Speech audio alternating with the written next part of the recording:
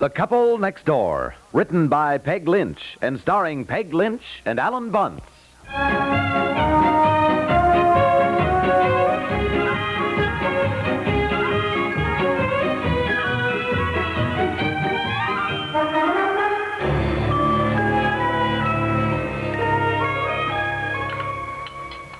Well, I'm sorry. Dinner's kind of haphazard tonight, dear, but Aunt Effie and I've just worked all day. Oh, nothing wrong with dinner. I always like meatloaf, you know that. Hell, Betsy, take your elbow off the table now, will you, please?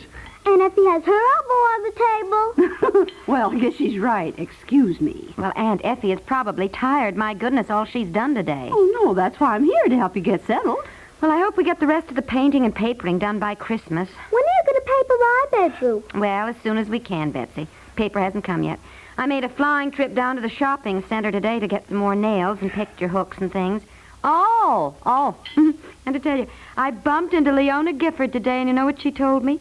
Her sister's little boy got his head caught in their banisters and couldn't get it out.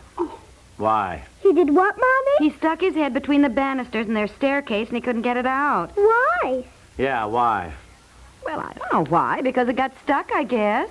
Well, that's ridiculous. Well, all I know is what Leona told me, and she ought to know. Why would she make it up? Well, I just think it's impossible, that's all. Well, my goodness, what happened? Well, he couldn't get it out, and he screamed and yelled, and I guess they had a terrible time. They were just frantic.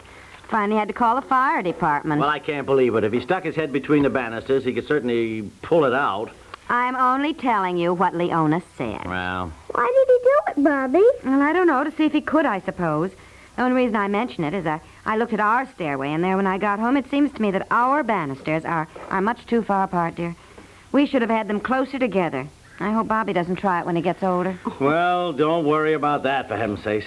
I don't think it's possible, anyway. Do you want me to cut the pie, dear? Oh, yes, if you will, Aunt Effie. Well, I guess everybody's ready for dessert. I'll get the coffee. May I be excused a minute, Mommy? Yes, Oh, dear. boy, apple pie, huh? Hey, how about some cheese with it? Yes, I'll get it. Yeah, get the cheese. I don't think you should have said what you did about those banisters in front of Betsy. You know how children are. They try everything. Oh, Betsy's 7 years old. She ought to know better than to... Well, come to think of it, where did she go? Betsy! For goodness sakes, go find her, dear. Oh, for heaven's sake, Betsy! Betsy!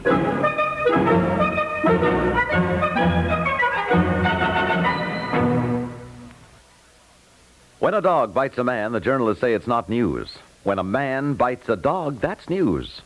But when a dog boards a satellite and invades outer space, that's really a story.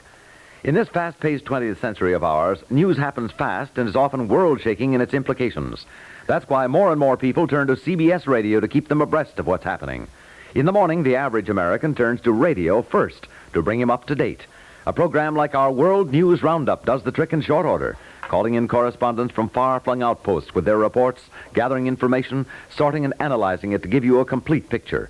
In the evening, if the picture has changed, you will find it out when you listen to The World Tonight, on which correspondents call in again, weaving the threads of news together in a clear pattern for you. CBS News reporting system is far-reaching and efficient. Its emphasis is on speed and accuracy. Why not take advantage of it? Listen to the World News Roundup in the morning and The World Tonight. They're both heard on most of these same stations.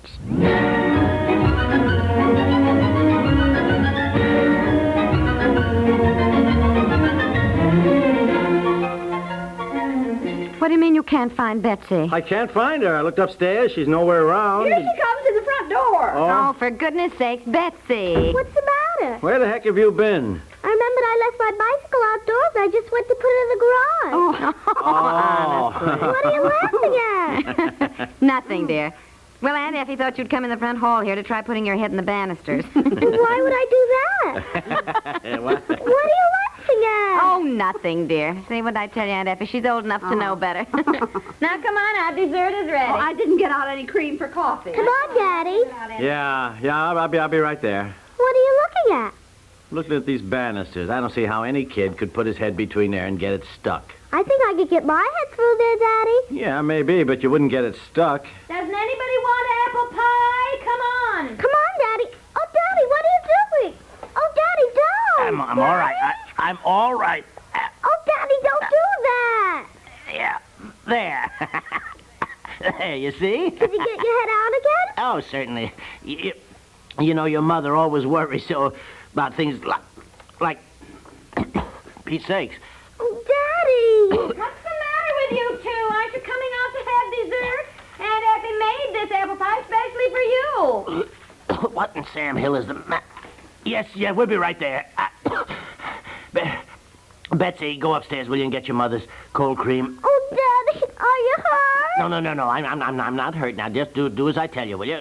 Oh, Daddy, are you stuck? No, that's all right. Don't worry. I'm all right, for Pete's sake. Now, just do as I tell you. You know where your mother's cold cream is? Yes, but she doesn't like me to get into it. She says it's her expensive cold cream. Go upstairs and get it. Now, do as you're told. Betsy, please, will you do as you're told? Mommy said I'm not to touch it. Oh, What are you doing? Come on, you two. We're waiting for you. Well, Betsy, Daddy, come on. What are you doing? Daddy put his head on the banister. Oh, Daddy, come on. Don't fool around now. We're waiting for you to start dessert. Brownie, get off the sofa. That dog. Look, Get off the never sofa. mind the dog, Get will you? off. Afraid I've done kind of a dumb thing here. Get off this sofa. Now, Betsy, this is your dog, and I've told you repeatedly to keep him off the furniture. He is getting dog hairs all over everything. Now, go on. Not my fault. He just gets up on the sofa. Take him out and put him in the garage, and then wash your hands and get to the table. Now, go on. Go on, Brownie. Go on, Betsy. Come on, Brownie. Look, would you never mind the dog, please? Never mind him. Lately, he's taken to jumping up on all the furniture, even the beds, and I will not have it. Now, come on, darling. Will you get up? Aunt Effie made apple pie especially for you. What are you doing? Well, matter of fact, I put my head through here. I can't seem to get it out. All right, very funny. I get the joke. Now, come on, dear. Aunt Effie's waiting for you to try her apple pie. I cannot get my head out. Are you kidding? No, I am not kidding. Well, why did you put your head through here? I just wanted to see it. I didn't believe that any... Look, it doesn't matter why I did it. I did it. I can't. Really, even Betsy had sense enough not to try it, and here you... Well, hold still. Wait a minute. Let me get behind you now. I'll put my arms around your waist and try to pull you. Okay? Yes, You off that now? All right. Stop, don't do it. What is it? Love of Mike, are you trying to decapitate me? Well, what do you want me to do? I want you to do what I asked Betsy to do. Go upstairs and get your cold cream so I can put some on my neck and then probably slide My expensive cold cream, that is $6.95 a jar. Would you get it, please? Anybody coming to eat my apple pie? Oh, yes, we'll be right there, Aunt Effie. Really, you're like the child in that old story who was told not to put beans up her nose. Ran right off and did it. Will you please get it? Yes, get the cold cream. I'm getting it, really. Sometimes I wonder about My you. goodness, where is everybody? I go to all the trouble to make apple pie, then nobody comes to eat it. Well, it's all right. we'll be right there, Aunt Effie. Oh, my goodness, what in the world are you doing? Nothing at the moment. I was trying something, Well, that's you all. better get up. My Yeah. goodness, isn't it uncomfortable Get up. for your neck sitting that way? Yes, it is. I happen to be Well. stuck. Stuck? Look, for Pete's sakes, will you hurry up with that cold cream? I've got it. Is he really stuck? Well, that's the funniest thing I've seen in a long time. Aunt Effie, I think maybe it'd be better if you started on the dessert out there by yourself, and we'll be right out. I hope. I wouldn't miss this for the world. Just give me that cold cream, will you? Will you hold the jar up so I can get at it? All right, here you I are. don't want... Oh, don't dig into it like that. Good heavens, it's so expensive. It usually lasts me a year. I put the dog in the garage. Is Daddy all right? Yes, I am all right. Now go on out and eat your pie. Well, you don't need to be so cross with everybody. It is not our fault. Really? Whatever possessed you to try doing such a silly thing like that? Look, I've never seen anything so funny. Daddy, you know what you look like? Betsy. Daddy looks like a cow that's going to be milked. I tell you... Yes, with his head through the stanchions. Betsy, go on out to the kitchen at once. At once. Go on. Go on.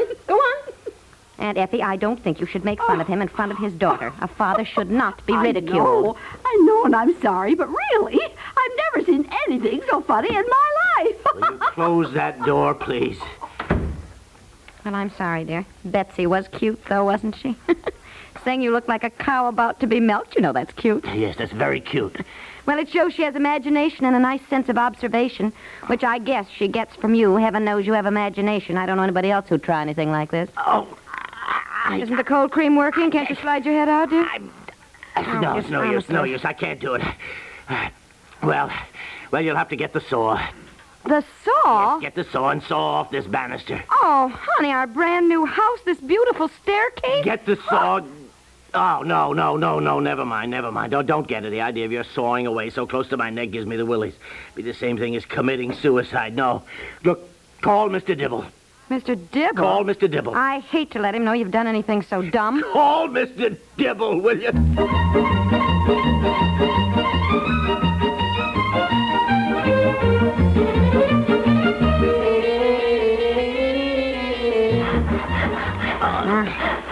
Hold still, dear. For goodness sakes, don't move. Don't move. Look, Don't move. The idea of you with a saw in your hands.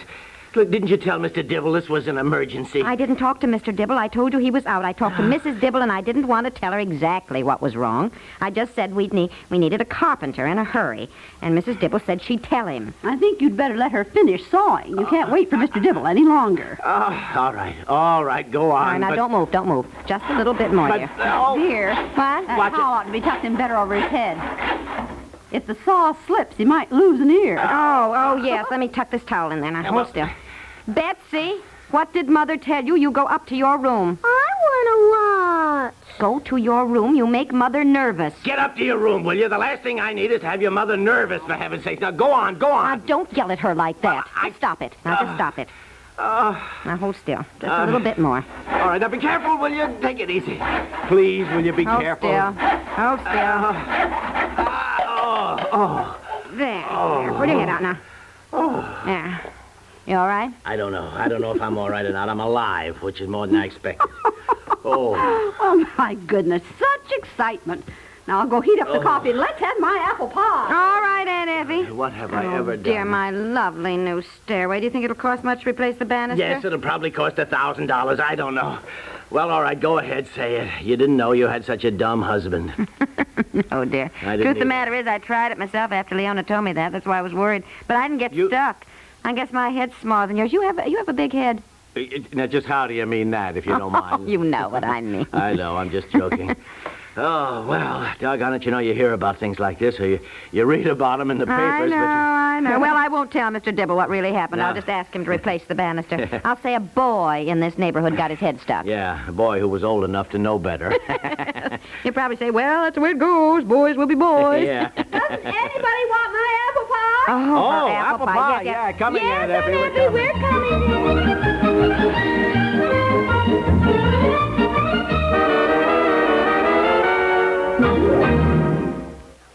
In the morning, the average American turns to radio first to bring him up to date with the news. A program like our World News Roundup does the trick in short order, calling in correspondents from far-flung outposts with their reports.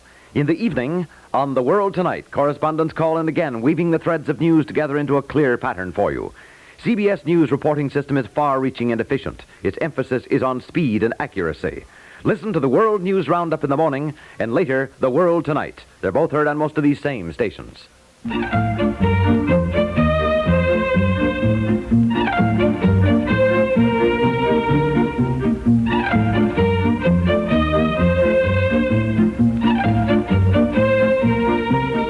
The Couple Next Door is written by Peg Lynch and stars Peg Lynch and Alan Bunce with Margaret Hamilton and Francie Myers and is produced by Walter Hart.